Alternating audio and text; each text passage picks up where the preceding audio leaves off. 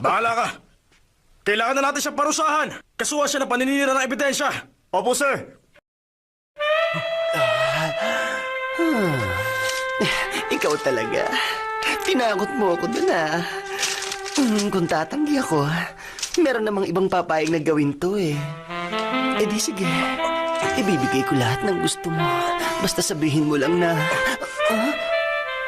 Hindi ako nangako kay McDonough para lasuyuin ako ng 8 beses. Tumigil ka! McDonald yun. McDonough! Hindi ko kayang gawin ang misyon na to. Hindi! Kailangan mong gawin yon! Masyado kang dominante. Dominic ang pangalan ko. Christian name. Sumusobra ka na ha. Alam mo mga isa akong kung fu master? Eksperto ako sa no shadow fist at skeleton kick. At sinisiguro ko sa'yo hindi mo ako matatalo kahit na kailan. Kung kinakailangan, ililigpit kita gamit lang ang dila ko. Gusto mo ba talagang gawin ko to?